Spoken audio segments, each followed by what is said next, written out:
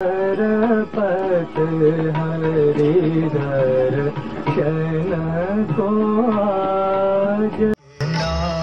मैं अपना आदाब, सलाम और नमस्कार पेश करता हूं और आज आप लोगों को लिए चलता हूं 1952 में बनने वाली फिल्म बैजू बावरा की तरफ।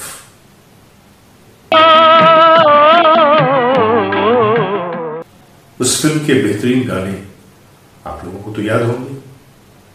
तू गंगा की मौज में जमुना का धारा, ओ दुनिया के रखवाले सुंदर भरे मेरे नाले, और वो मशहूर जमाना भजन मन तड़पत हरि दर्शन को आज। ओ तू गंगा की मौज में जमुना का धारा, तू मोरे तुम बिना बिगड़े सगर काज।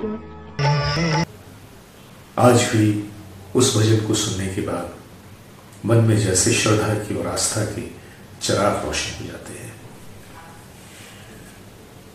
बैजू बावरा सन 1952 में बनी थी। इसे प्रोड्यूस किया था विजय भट्ट जी ने और डायरेक्शन भी उन्होंने ही दिया था। इस फिल्म की कहानी लिखी थी जिया सरहदी साहब ने।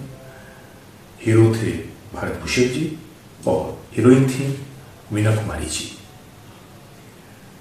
1952 से पहले भी फिल्में तो बनती रही थी, लेकिन इस फिल्म के आने के बाद पूरी मुल्क में एक जैसे हंगामा समझ गया। और यूं समझ लीजिए कि इस फिल्म की कामयाबी का अंदाजा आप इस बात से लगाएं कि उस वक्त उस दौर में इस फिल्म ने 1,25,00,000 रुपए का बॉक्स ऑफिस पे बिजनेस किया था, जो कि अपने आप में एक बहुत बड़ा रिकॉर्ड है। इस फिल्म में जो नगमे थे वो ज्यादातर राग पे आधारित थे। संगीतकार तो नौशाद थे और जाहिर सी बात है कि जब मौसीक़ार आज़म नौशाद जैसे संगीतकार हों तो जो गाने होंगे, जो नगमात होंगे, उनमें कहीं ना कहीं हमारी हिंदुस्तानी संगीत का असर तो होना था। लेकिन मजे की बात यह है कि उन नगमों को, उन गीतों को और ख़ास तौर से इस भजन को जिसका मैं आपसे जिक्र करने वाला हूँ, मन तड़पत हरि दर्शन को आज, इसे लिखा था शकील बदायूनी साहब ने। जी हाँ, और मौसीक़ी दिया था नौशाद अली ने, और इसको अपनी श्रद्धा पूर्वक आवाज दी थी मोहम्मद रफ़ी साहब ने। और रफ़ी साहब ने इतनी श्रद्धा से, इतनी मोहब्बत से, इतनी आस्था से इस भजन को गाया था कि सुनने वालों के दिल दिमाग रोशन हो गए थे। ऐसा लगता था कि एक शहर का दरिया है जो उनके मुंह से बह रहा है, एक आस्था का समंदर है जो हर तरफ लहरा रहा है, एक श्रद्धा की मौज है जो आपको अपने साथ कहीं लिए जा रही है।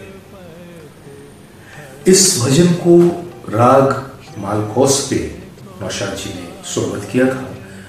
और राग मालकोस वही राग है कि जब एक बार श्री कृष्ण भगवान बहुत क्रोधित हो गए थे तो पार्वती जी ने उनके क्रोध को ठंडा करने के लिए राग मालकोस का इस्तेमाल किया था।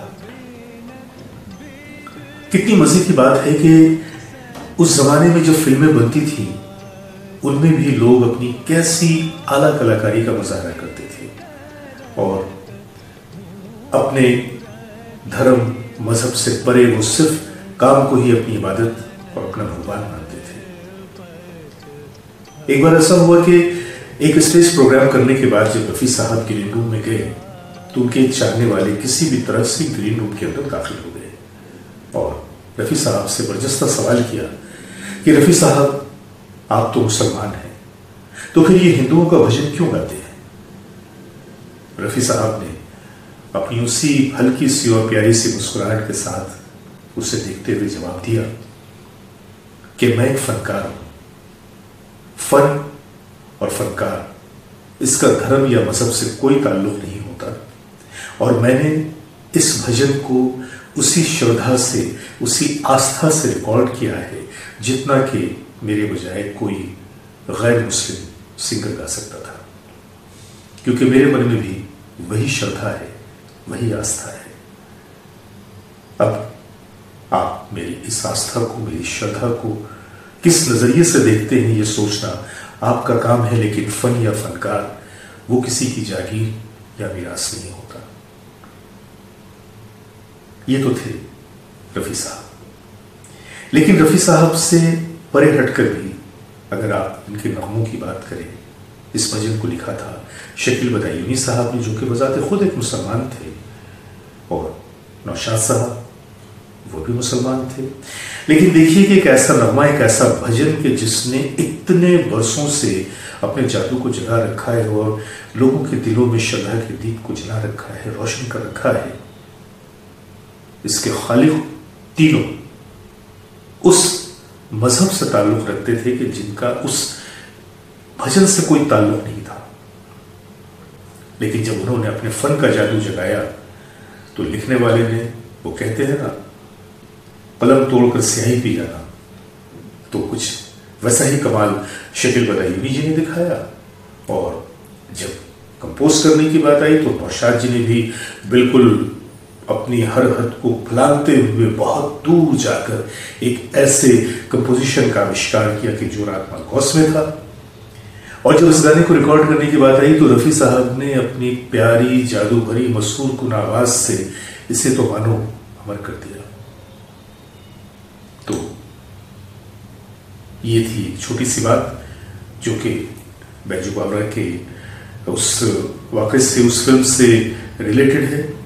मैं इसी तरह से छोटी छोटी कहानियां लेकर आपके सामने आता रहूंगा, क्योंकि इन बड़े लोगों की जिंदगियों में बहुत छोटी छोटी कहानियां ऐसी होती हैं कि जो हमें आगे